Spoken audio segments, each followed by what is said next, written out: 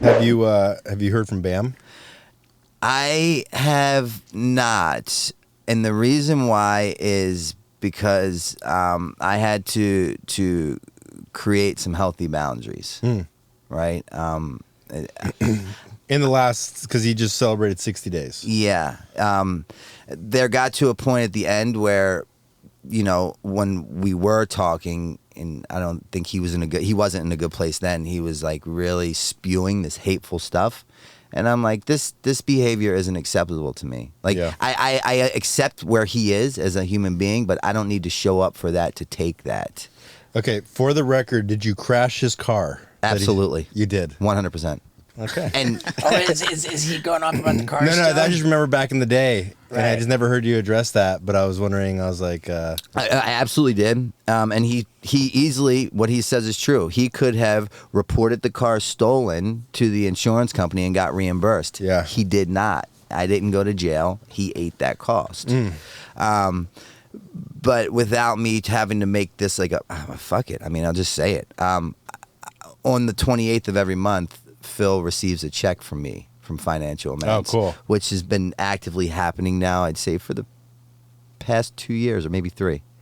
Good for you. Yeah, that's so. awesome. But that's not something that I needed to. We can cut that out if you want to cut it out. I don't care. I was just trying to be funny, and it turned into this serious thing. It's totally cool. And I really don't care either way. But I'd see people say that, and they'd come. And I took a note and lesson from you, which I do a lot, where I really stopped buying into social media. I stopped reading the comments. I stopped letting, because I saw you do that. Yeah, dude, I do my best to avoid the comments, man. So now I'm at the point where I'm trying to practice 1 hour a day social media. But Vinny, now you got me worried. Like whatever. No, dude, all good. Do you really? He really sold that. Yeah. So what? Bam reaches out to you and you don't pick up the phone, or? No, I had to block him. Oh wow. Just because at the time when I did that, he was like really not exhibiting nice behaviors. This is recently, right? He had a fairly recent rant on Novak. It was probably maybe like 4 months ago-ish. Sounds about right. But what I do believe is true now is that he is probably doing the best that I've seen him do in a long time. And the reason why is his skating. I can tell when he's like, not just like standing on a board, get a shot of me. I saw that, it wasn't a melon. It was just an ollie over a hit. Yeah. That was it's like alcoholics. Like whatever you say doesn't matter, right? But like your behaviors will tell me exactly how you're living.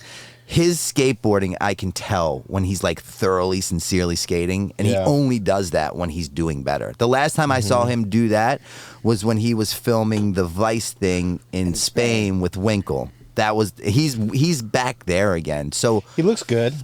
He looks good on his social media. Here's the crazy thing: is that 2 days ago, my buddy Darby Allin, the wrestler for AEW, and he's just a rad skater. He's so just sick. A rad guy. The guy who went down the half pipe in a body bag. Yeah. Yeah. The vert wall quarter pipe at Baker. I love that guy, and he's like pretty tight with Bam. Mm-hmm. He came over and he's skating the ramp a couple days ago, and I was like, hey man, I lost touch with Bam. I don't have a number for him. I don't have anything, but I want Bam to see my ramp, dude. Mm-hmm. Can you just text him this clip that I just shot of you skating? Just text it to Bam.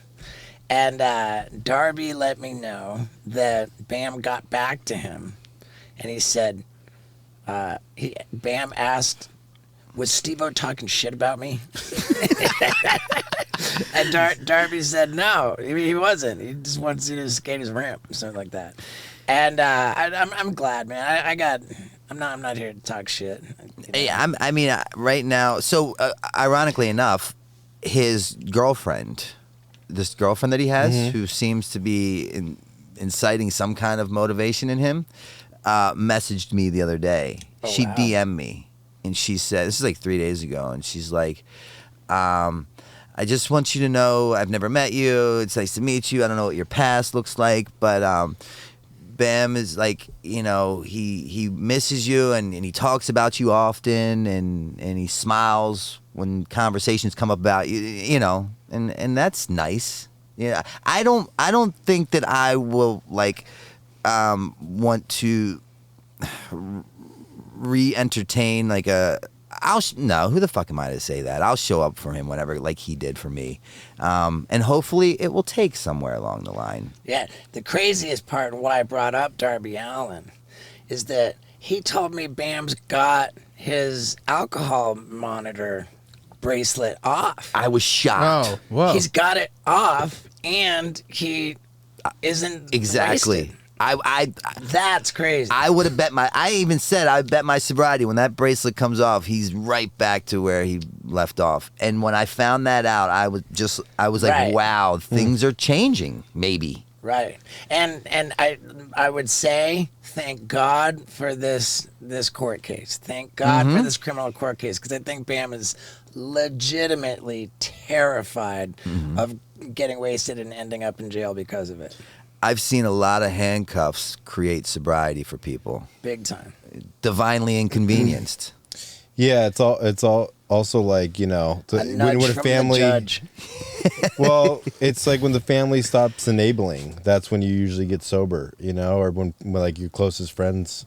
So, of course, like a lawsuit from Jess, like it's a tough decision to make if you're Jess, but you have to do that kind of shit sometimes. Not a lawsuit, criminal charges. What's the difference? One is Well, yeah, what is the difference? I mean, the criminal courts deal with freedom, and civil courts deal with money. Like, Well, regardless, because I remember I was telling the story, like, when I heard on Loveline Dr. Drew, and he was like, dude, like, if you have a family member that's a drunk and he keeps driving, call the cops on him, get him arrested, have him go to jail. That's where I'm at. And a lot of Yeah. people are like, I would never fucking do that to my, but it's like, right.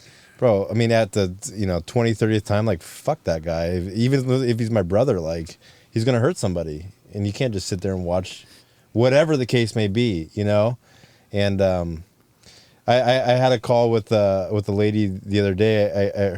I used to work with her son, and son wasn't responding to the text, and so I texted his mom, and I was like, hey, have you heard from so and so? And she's like, oh, he's in another rehab, and she was just venting, and I said, you ever thought about doing Al-Anon?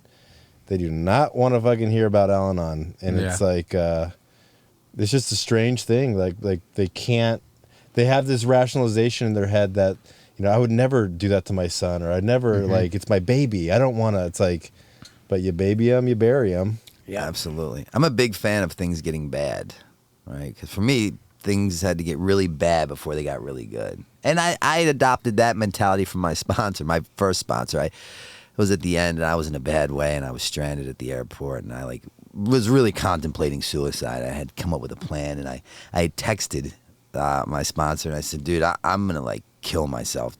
I can't do it. And his response was a picture of a poppy plant.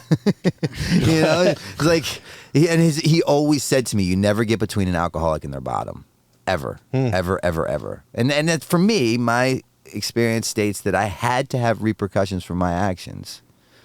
Do you like shopping on Amazon? I do. And good news is, Steve-O's butt wipes for your butthole are available on Amazon. And if you want a real bundle of a deal, you can get Steve-O's hot sauce for your butthole, plus Steve-O's butthole destroyer, and Steve-O's butt wipes for your butthole. It's the butthole bundle, available on Amazon right now. Yeah, dude.